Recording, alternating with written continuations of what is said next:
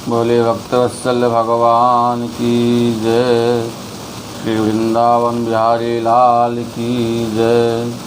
श्री राधा रमन सरकार की जय। आइए ब्रज में श्री राधा रमन सरकार जी के भजनों में, ध्यान में संलग्न भक्तों के चरित्र कथाओं के श्रवण में गोवर्धन निवासी श्री कृष्णदास बाबा जी महाराज के जीवन चरित्र की कथा का हम श्रवण करते हैं।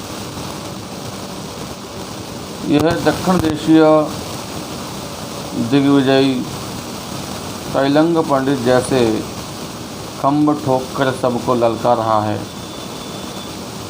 पर शास्त्रार्थ करने की बात तो दूर, उसके सम्मुख होने का भी कोई साहस नहीं बटोर पा रहा है। ब्रज के लिए कैसी लज्जा की बात है ये, जो ब्रज सैकड़ों वर्षों से भारत का सांस्कृतिक केंद्र रहा है, वह आज एक तैलंगी पंडित के आगे नतमस्तक हो रहा है। किस प्रकार ब्रज की नाक रखी जाए, इस विषय को लेकर वृंदावन के पंडित चिंताग्रस्त हैं। एक ही उपाय है दिग्विजय को नीचा दिखाने का, कि उसे गोवर्धन के सिद्ध श्री कृष्णदास बाबा के पास भेज दिया जाए। पर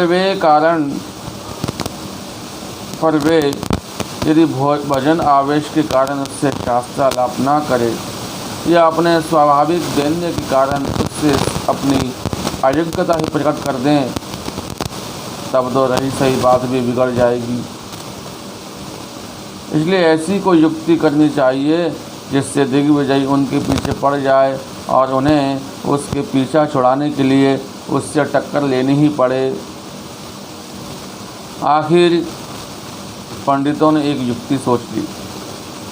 वे दिग्विजय के पास गए, यथोचित आदर सत्कार, प्रशंसा और स्तुति के पश्चात बोले, हे महामना, हम सब आपकी प्रतिभा से प्रभावित हैं। हम में ऐसा कोई नहीं जो आपसे आलाप भी कर सके। हमारा निवेदन है कि आप गोवर्धन के श्री कृष्णदास बाबा के पास जाने का कष्ट करें।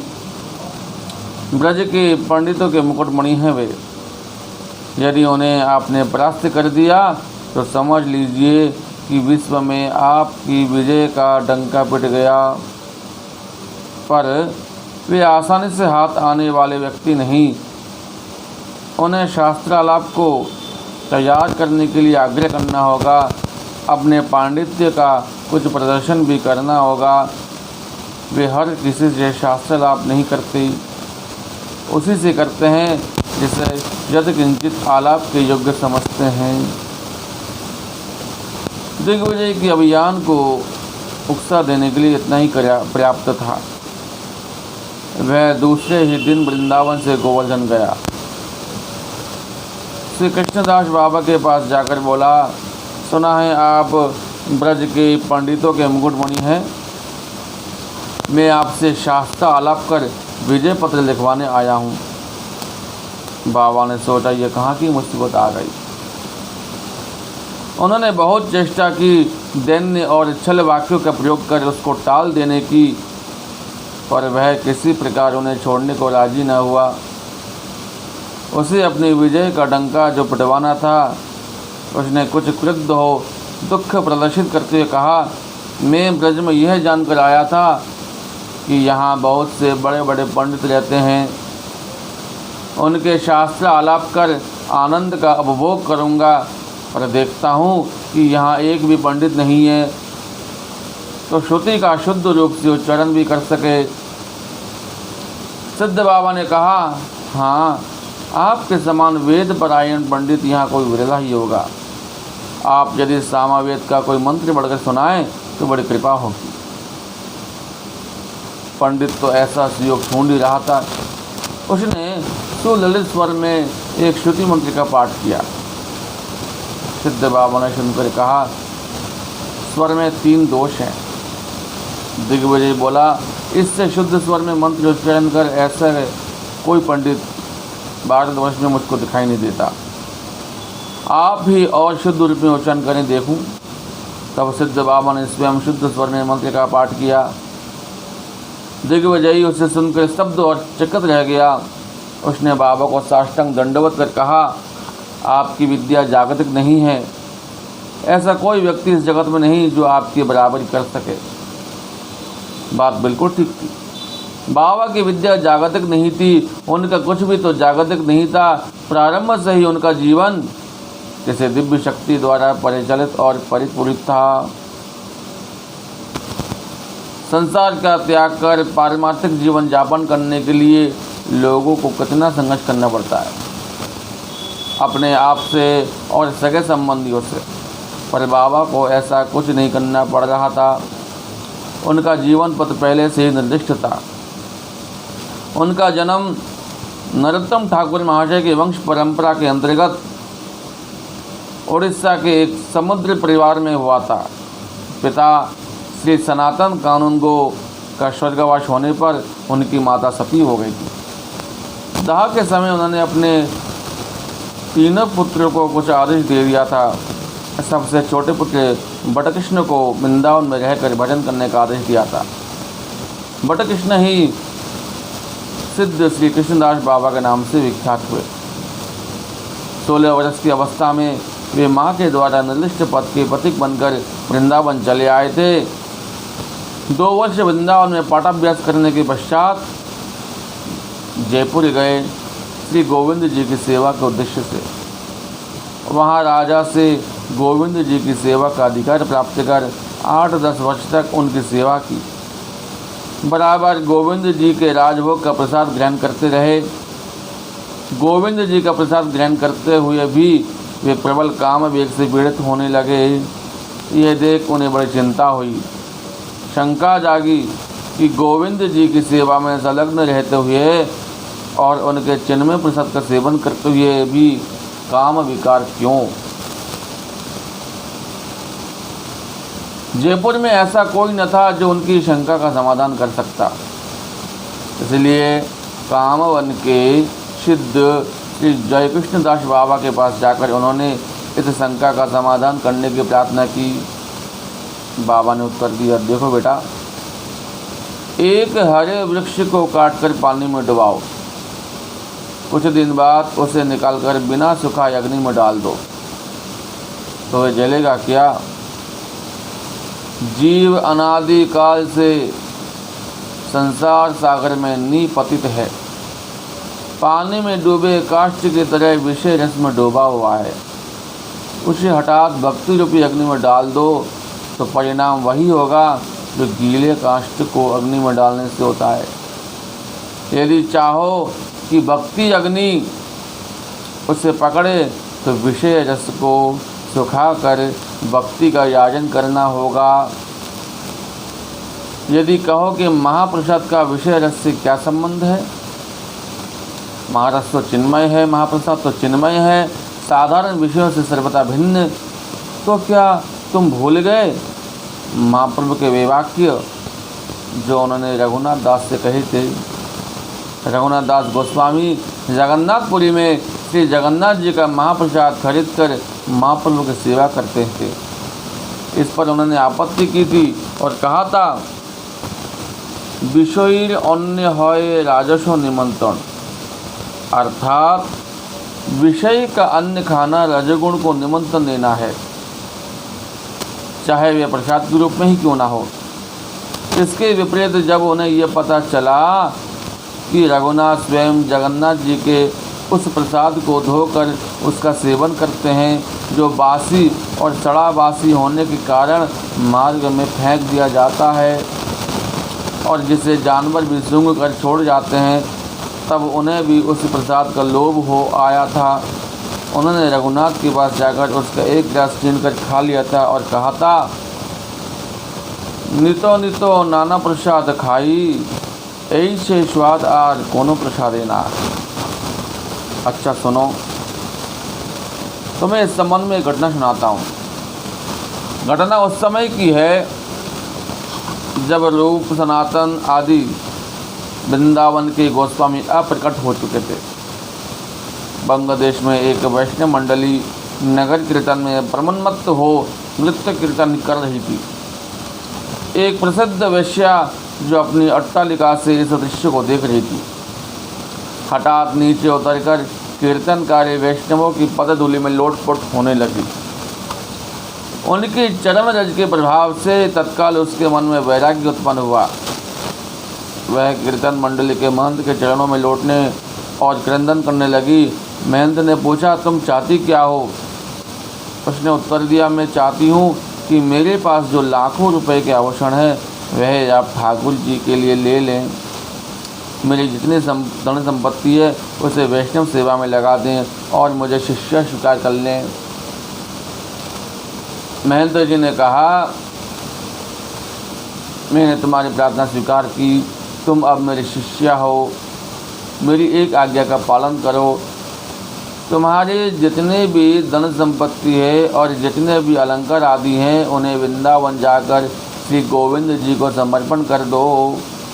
वेश्या ने ऐसा ही करना चाहा और जब वृंदावन जाकर गोविंद देव के पुजारी से अपनी इच्छा प्रकट की तो उन्होंने कहा, मैं तुम्हारा कुछ भी ग्रहण नहीं कर सकता। वेश्या हताश होकर 3 दिन तक यमुना तट पर बिना अन्न जल के पड़ी रही। तब गोविंद जी ने पुजारी को आदेश दिया, तुम यमुना तट पर जाकर उस वेश्या को ले आओ, उसका सब धन लेकर मेरा भोग लगाओ और अपने हाथ से उसे मेरा श्रृंगार करने दो। पुजारी ने ऐसा ही किया। वेश्या ने स्नान कर अपने हाथ से श्री गोविंद देव जी का श्रृंगार किया। उसके धन से गोविंद देव जी को विविध प्रकार का भोग लगाया गया। वैष्णव को आमंत्रित कर उन्हें भोजन कराया गया। उसी रात प्रसाद भोजनकारी वैष्णव को स्वप्न दोष हुआ। प्रातःकाल परस्पर कथन के पश्चात उन्होंने पुजारी से उस दिन के प्रसाद के संबंध में पूछा तो उसने आद्योपांत सब वृत्तांत कह सुनाया। वैष्णवगण यह जानकर बहुत दुखी हुए कि उन्होंने वेश्या का अन्न खाया है।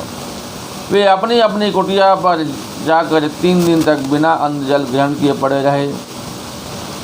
तीसरे दिन के शेष रात्रि में गोविंद जी ने सपने में उनसे कहा, तुम क्यों मेरे प्रति क्रोध कर आत्महत्या करना चाह रहे हो? आत्महत्या ना करे तो क्या करे? तुमने हमारा घर द्वार छुड़वाकर इतने दिन अपने चरणों के शरण में रखा, क्या इसीलिए कि वेश्या का अन्न खिलाकर हमारा धर्म का नाश करो? पंडितों ने एक साथ उत्तर दिया। गोविंद देव जी बोले, मैंने कब कहा था कि तुमसे वेश्या का अन्न खाने को? मैं तो सभी कुछ खा सकता हूँ, पर तुमसे सब कुछ खाने को कहूँ तब ना। तो हम क्या करें? महाप्रसाद सामने आए तो उसकी उपेक्षा कर अपराध के भागी बने। गोविंद देव ने उन्हें ऐसी स्थिति में प्रसाद का केवल एक कण लेकर उसका सम्मान करने का आदेश दिया।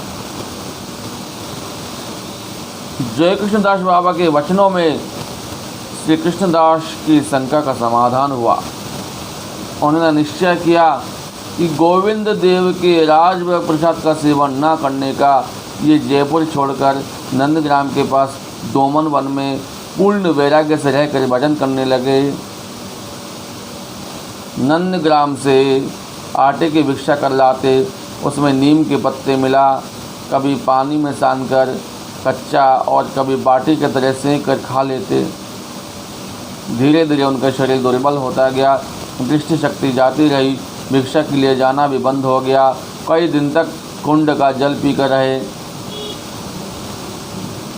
अंत में कुंड तक जाने की और शक्ति भी ना रही। 2-3 दिन बाद बिना जल के बीत गए। जब करुणामयी राधा रानी का हृदय विगलित हुआ, उन्होंने ललिता से किससे कहा, तू क्या अब भी कृष्णदास की कृपा न करेगी? क्या मेरे नाम पर कलंक लगाएगी? ले प्रसाद की थाली ले जा और उसे भोजन करा। ललिता जी प्रसाद की थाली लेकर ब्रजबाला के रूप में दोमन वन में श्री कृष्णदास बाबा के पास जा उपस्थित हुई और बोले, बाबा प्रसाद पाए ले, मेरी मैया ने तेरा दुख देख के मुँह को भेजो है प्रसाद लेके। इस वाणी सुधा के श्रवण पुट में पड़ते ही और प्रसाद के दिव्य गंध के नासिका रंध्र में जाते ही कृष्णदास में दिव्य शक्ति का संचार हुआ। उन्होंने प्रेम से प्रसाद का सेवन किया। प्रसाद सेवन कर थाल को रज से मांझ दिया। ब्रजबाला रूपी ललिता ने पूछा, बाबा तुम मांगबे को क्यों ना आए? लाली आँखन थे तो तीखे ना आए, मांग में जाऊँ कैसे? बाबा ने उत्तर दिया, अच्छा आँखन थे देखेगा तो जाया करेगा, क्यों नहीं जाऊँगो? देख मेरी मैया ने एक अंजन दियो है, जाए तेरी आँखन में लगाओ दाऊँ तो को दिखन लगेगो। इतना कह ललिता जी ने बाबा की दाहिनी आँख में कुछ लगाकर जैसे ही बाईं आँख को स्पर्श किया, उनकी आँखों में रोशनी आ गई। पर उन्हें न तो वह बालिका दिखी न वह थाल जिसे मांझ कर उन्होंने अभी रखा था। ऐसा लगा कि एक अप्रकट सुगंध से वातावरण परिपूर्ण हो रहा है। बालिका कौन थी, कहाँ से आई थी और कहाँ चली गई, अपने स्पर्श मात्र से कैसे दृष्टि दे गई, यह सब बाबा के लिए एक स्वप्न की सी घटना बनकर रह गया। इसका यथार्थ मर्म जानने के लिए वे 3 दिन तक वैसे ही पड़े रहे। तीसरे दिन रात्रि में तंद्रावस्था में उन्होंने देखा कि कोटि विद्युत छटा को तुच्छ करने वाली दिव्य कांति संपन्न एक देवी उनसे कह रही है, तुम क्यों दुखी हो रही हो? अब तुम्हें भय किस बात का है? मैं तुम्हारी हूँ और तुम मेरे हो। मेरी अभिन्न सखी ललिता के ललित कर से दृष्टि शक्ति प्राप्त करने के साथ साथ तुम सर्वशक्ति संपन्न हो चुके हो। अब निश्चिंत होकर गोवर्धन चले जाओ, वहाँ मुझे प्राप्त करने का सहज सोपान निर्दिष्ट कर मेरे चरणों में निष्ठावान वैष्णवों को कृतार्थ करो। इतना कह देवी अंतर्ध्यान हो गई। बहुत देर तक बाबा अश्रुकंपादि सात्विक विकारों से अवसन्न रहे। उसके पश्चात अपने को सर्वशक्ति संपन्न और सफल मनोरथ जान प्रेम सिंधु के तरंग में शुष्क काष्ठ की भांति तैरते हुए गोवर्धन तट पर आ लगे। श्री कृष्णदास बाबा गोवर्धन में चकलेश्वर नामक स्थान पर रहने लगे। उस समय राधाकुंड और गोवर्धन में बहुत से पंडित महात्मा रूप सनातन आदि गोस्वामियों के संस्कृत ग्रंथों का सहारा लेकर वर्णन करते थे।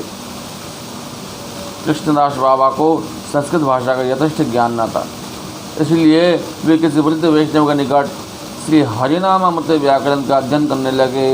उस समय उन्हें एक विकट समस्या का सामना करना पड़ा।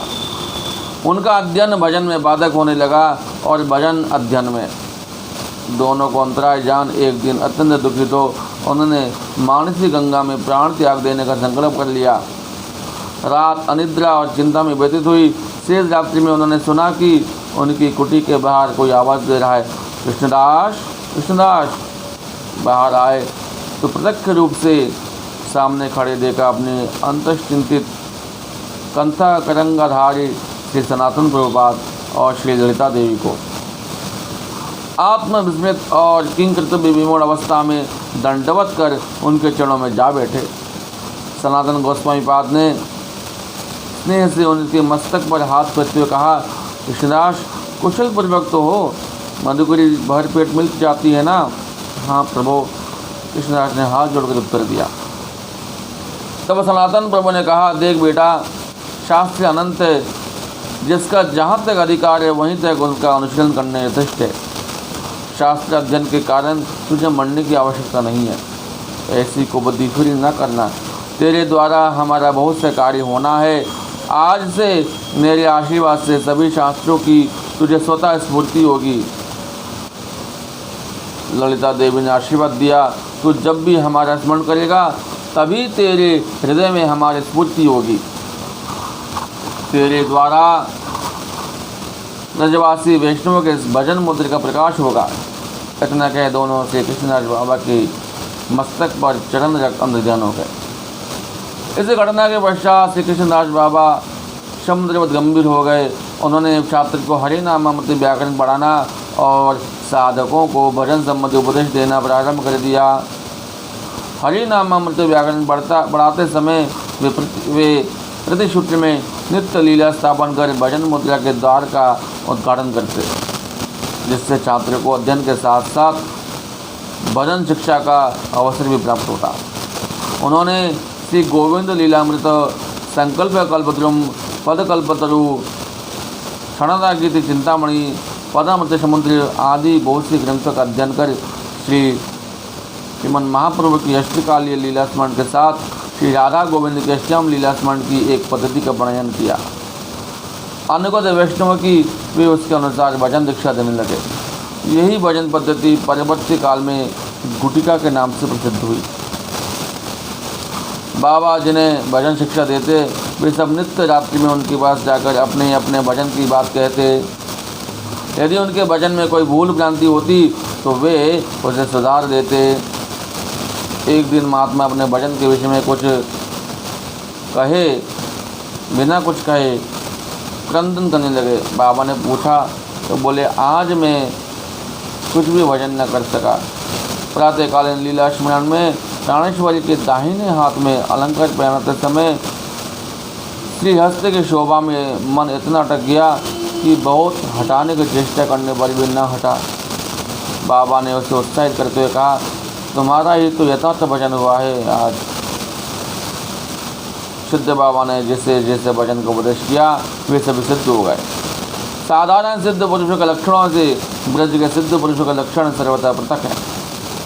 ब्रज जनानुगत वैष्णव के अंतश्चिंतित भावदेह की वृत्ति जब बाह्य देह में स्फुट रूप से प्रकट हो दूसरों को दृष्टिगोचर होती है तब उसे भजन सिद्धि कहते हैं।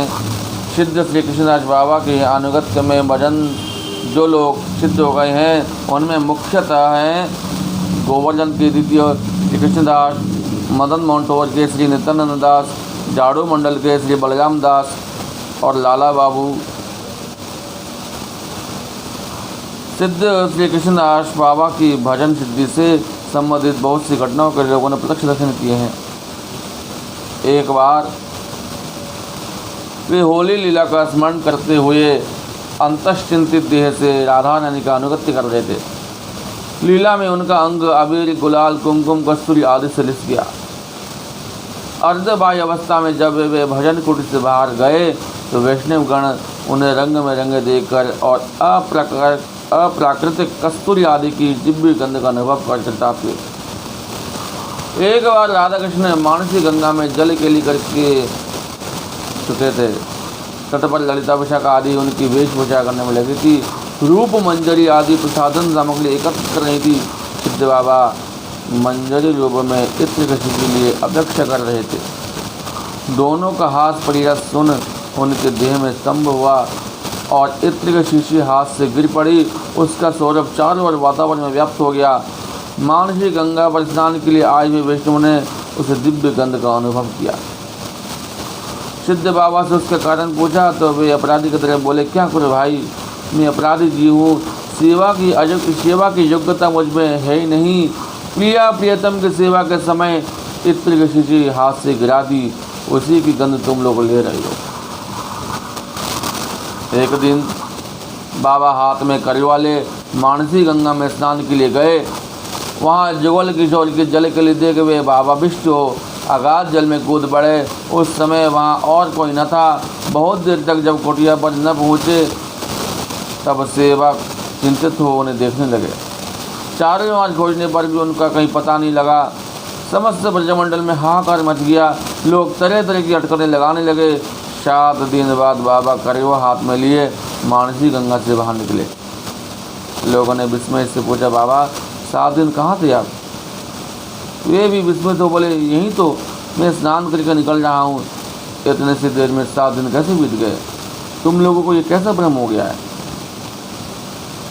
भरतपुर के राजा यशवंत सिंह सिद्ध बाबा का दर्शन करने गए और बोले, बाबा मेरी कुछ सेवा अंगीकार कर मुझको धन्य करे। बाबा ने कहा, हम लोग ब्रजवासियों के घर मधुकरी भिक्षा करते हैं, उनकी सेवा करो, उसी से हमारी सेवा हो जाएगी। आज्ञा पाकर राजा ने बहुत सी भू संपत्ति ब्रजवासियों को दान में दी, जिसके लिए आज भी ब्रजवासी उनके प्रति कृतज्ञता ज्ञापन करते हैं। इसके पश्चात वे फिर बाबा के पास गए और बोले, आप स्वयं भी यदि मुझसे कुछ अंगीकार करें तो मैं धन्य हूँ। बाबा ने कहा, अच्छा यदि तुम्हारी ऐसी इच्छा है तो सुनो, तुम्हारी बहुत सी रानियाँ हैं, उनमें से जो सबसे अधिक प्रिय हो उसे मेरे पास भेज दो। राजा ने ऐसा ही किया। चारों ओर से पर्दे में घिरी हुई सजी धजी रानी लक्ष्मी बाबा के निकट आई। बाबा उस समय निर्जन में भजनावेश में बैठे थे। कंकण किंकणी और नुपुर की मधुर ध्वनि सुनते आत्मविस्मृत हो विस्फलित नेत्रों से रानी कर देखते रह गए। रानी भी 10-15 हाथ दूर स्तंभित हो स्थिर खड़ी रही। इस प्रकार एक प्रहर बीत गया। रानी के दासी ने धीरे धीरे पर्दा उठाकर देखा कि रानी सचेत अवस्था में अचेत हुई निश्चल खड़ी है और बाबा एकटक उनकी ओर देख रही है। तब वे राजा को वहां ले गई। उन्होंने अपनी आंखों से यह सब देखा। बाबा की अवस्था दिन रात समान भाव से वैसी रही। दूसरे दिन अर्धबाह्य दशा हुई और तीसरे दिन बाह्य दशा। 3 दिन तक एक राजा भी उसी स्थान पर रहे। भाव राज्य का कुछ भी ज्ञान न होने के कारण उन्हें भयंकर संदेह हो गया। तब सिद्ध बाबा ने उन्हें अपने पास बुलाया और मस्तक पर हाथ रखकर आशीर्वाद दिया। उस क्षण उन्हें स्फूर्ति हुई और वे समझ गए कि सामान्य कंकण किंकणी के ध्वनि से बाबा को आत्मेश्वरी राधा रानी के कंकण किंकणी की ध्वनि का उद्दीपन हो गया था और उन्हीं का दर्शन करते हुए वे 2 दिन तक आनंद सागर में निमज्जित थे। रानी लक्ष्मी ने भी बाबा का दर्शन कर कृतार्थ हो गई। उनकी भक्ति की कथाएं आज भी ब्रज में कही जाती हैं। उन्होंने एक बार राधा कुंड जाकर बहुत सधन वैष्णव के सेवा में खर्च करने की चेष्टा की। वैष्णव ने कहा, हम लोग राज अन्न ग्रहण नहीं करते। रानी रो पड़ी और अति कातर भाव से बोली, आपके चरणों में मेरी प्रार्थना है कि आप ऐसा आशीर्वाद करें जिससे मरने के पश्चात फिर राजकुल में मेरा जन्म ही ना हो। जन्म वहाँ हो जहाँ जन्म से आप लोगों की सेवा की योग्यता और अधिकार प्राप्त हो। उनका ऐसा भाव देख वैष्णव ने कहा, तुम एक काम कर सकती हो। यदि अपने हाथ से गोबर के कंडे और